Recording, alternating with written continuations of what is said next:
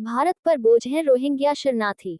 ज्वलित मुदुदी। पश्चिम बंगाल में भी पहले वामपंथी और बाद में ममता सरकार ने बांग्लादेश से आए मुस्लिमों के प्रति नर्म रुख दिखाते हुए उनको स्थायी रूप से बसने में सहायता और संरक्षण दिया। इन विदेशी नागरिकों को वापस भेजने की बात तो दूर रही, इनकी पहचान करने के लिए की जाने वाली व्यवस्था का भी विरोध एक तबका करता है। बांग्लादेश ने भी आज तक उनकी वापस की इच्छा नहीं जताई।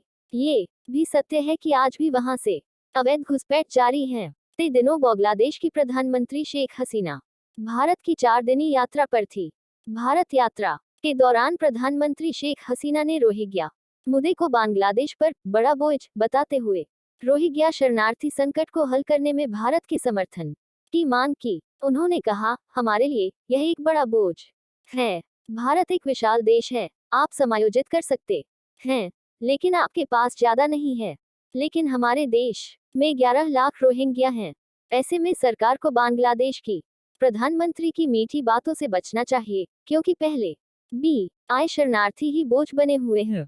वास्तव में बांग्लादेश रोहिंग्या शरणार्थियों के चलते इन दिनों काफी मुश्किल में है।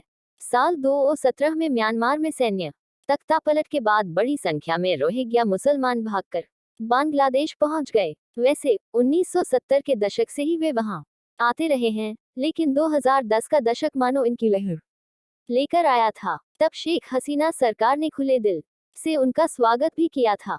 मगर अब जहां बांग्लादेश में इनकी आबादी काफी तेजी से बढ़ रही है, वहीं इनसे जुड़े अपराधों में भी भारी बढ़ोतरी हुई है।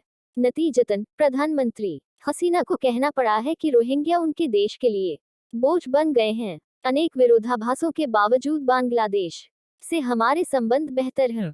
सीमा संबंधी विवादों को दोनों देशों के शीर्ष नेतृत्व द्वारा समझदारी से सुलझा लिए जाने से पूर्व में उत्पन्न तनाव काफी कम हुआ है। इस पड़ोसी के साथ सांस्कृतिक रिश्ते भी काफी प्रगाढ़ हैं। हालांकि ये भी कटु सत्य है कि देश के विभाजन के बीच भी अविभाजित बंगाल में पहले अंग्रेजों और बाद में मुस्लिम नेताओं द्वारा ही बोए गए थे। यद्यपि 1971 में पूर्वी पाकिस्तान की जगह बांग्लादेश नामक नए देश के उदय में भारत की ही भूमिका रही। हमारी सेना ने पाकिस्तानी फौजी अत्याचारों से इसे मुक्त करवाते हुए जो इतिहास रचा, उसे भुलाया जाना असंभव है। शुरुआती दौर में तो सब अच्छा चलता रहा, लेकिन 1975 में शेख मुजीब की हत्या के बाद यह देश भारत विरोधी मानसिकता रखने वालों के हाथ आ गया, जिन्होंने सारे एहसान भूलकर शत्रुवत व्यवहार करना शुरू कर दिया। ये भी चिंता का विषय है कि शेख हसीना के कार्यकाल में भी बांग्लादेश में हिंदू धर्मस्थलों पर वैसे ही हमले होते रहते हैं जैसे पाकिस्तान में देखने को मिलते रहे। यही नहीं, सदियों से वहां रह रहे हिंदुओं के साथ बांग्लादेशी मुसलमानों का रवैया भी दिन ब दिन खराब होता जा रहा है। ये तो सारी दुनिया जानती है कि 1971 गृह युद्ध शुरू होते ही बांग्लादेश से बड़ी संख्या में लोग सीमा पार करते हुए भारत में आ गए, जिन्हें हमने मानवीयता के आधार पर शरणार्थी शिविरों में बसाया, लेकिन ये वापस नहीं लौटे और वोट बैंक की राजनीति का लाभ उठाकर नागरिक बन बैठे। आज पूरे देश में इनका फैलाव हो चुका है। पश्चिम बंगाल और असम के अलावा बिहार, उड़ीसा, छत्तीसगढ़ और दिल्ली में इनकी संख्या काफी है।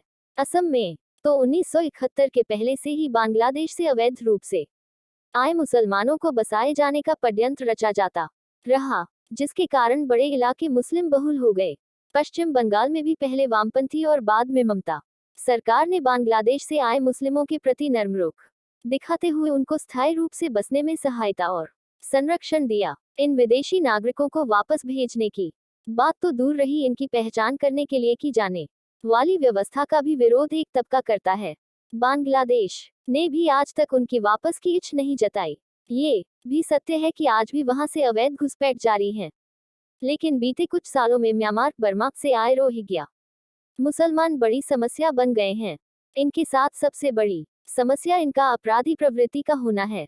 शुरू में तो मानवीय आधार पर भारत ने इनको पनाह दी, लेकिन जैसे ही इनके खतरनाक इरादे उजागर हुए, त्यों ही इनके विरोध में आवाजें उठ। लेकिन फिर राजनीति आड़े आने लगी और रोहिंग्या भी अनेक शहरों में बसने लगे। शेख हसीना बेशक भारत की शुभचिंतक है, लेकिन रोहिंग्या मुसलमान जितने उनके लिए समस्या है, उससे ज्यादा भारत के लिए, जो कि पहले से ही बांग्लादेशी शरणार्थियों का